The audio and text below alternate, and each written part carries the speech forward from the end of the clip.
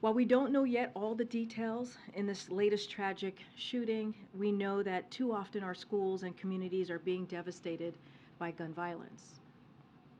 Schools should be safe spaces for our kids to grow and learn, and for our educators to teach. As you all know, President Biden has taken more action than any president in history on gun safety, from nearly two dozen actions, including the executive order he just signed last month, or this month, pardon me, to the bipartisan Safer Communities Act legislation he signed into law after the tragedies in Uvalde and Buffalo. He also believes it's not enough. We must do more, and he wants Congress to act because enough is enough. In his State of the Union, the president called on Congress to do something to stop the epidemic of gun violence, tearing families apart, tearing communities apart.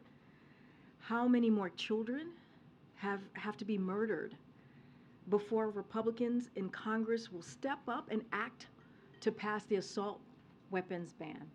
Alright guys, so today we have a pretty frustrating video where we see Democrats continue to use these school shootings to do nothing but push their anti-Second Amendment agenda. Another classic example of Democrats not even being able to get their apologies out before they start talking about guns and how guns are the actual problem here, which is absolutely idiotic. Take a look at this literally enraging clip from CNN where they claim that because this person is transgender, we should not... Take a look at this enraging clip from CNN where they say that because this person is transgender, we should not base...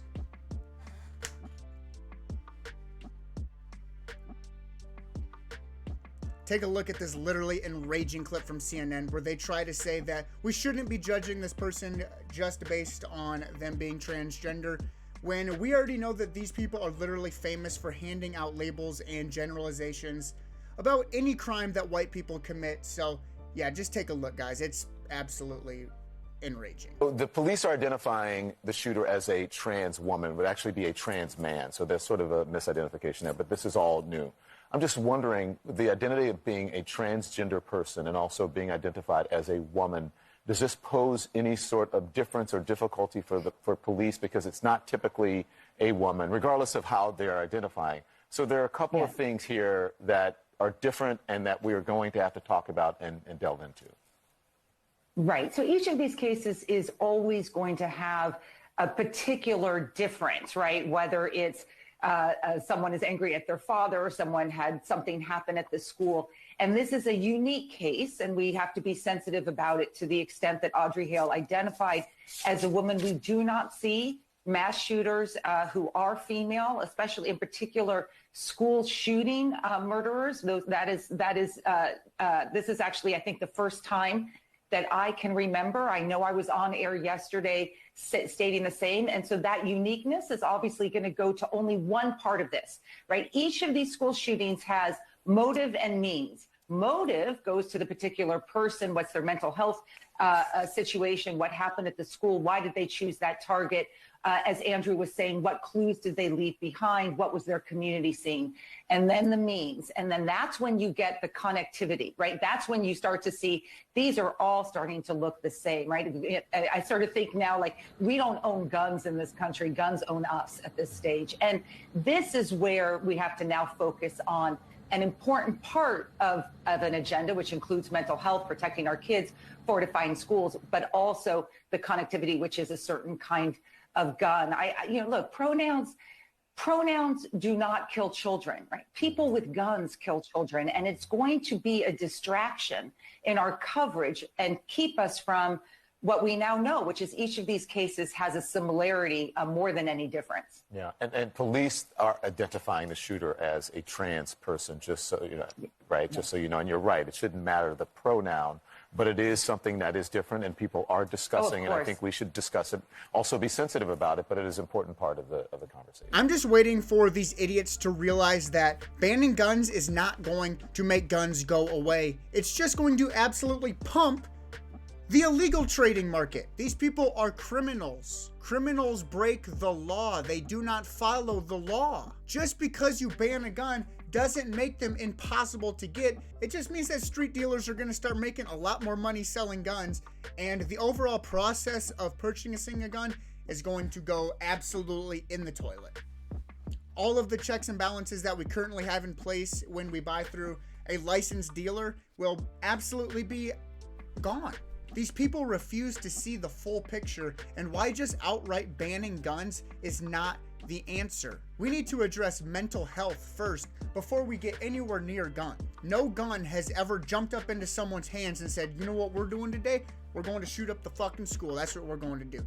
No gun has ever done that ever. So trying to blame the guns instead of these criminals is really just a classic Democrat move, if we're being honest. These people show so much fake empathy during these situations, and I think it's crazy how Democrat listeners can't see that clip and just blatantly see the cognitive dissonance in these people. They're actively blaming Republicans for this. How is it a Republican's fault that a transgender decided to shoot up a Christian school?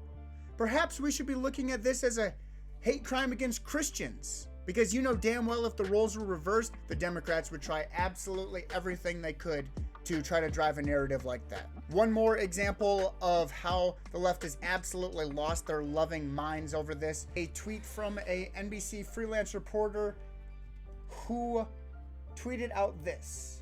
NBC has ID'd the Nashville school shooter as, I'm not even going to say their name. I don't agree with giving any of these shooters any type of notoriety, so I'm not going to say the name, but they're 28 years old.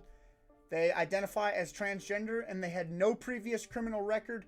Nashville is home to the Daily Wire, a hub of anti-trans activity by Matt Walsh, Ben Shapiro, and Michael Knowles. Are we absolutely fucking serious? Have we lost our fucking minds? How deranged in your head do you have to be to see this situation and then make this tweet?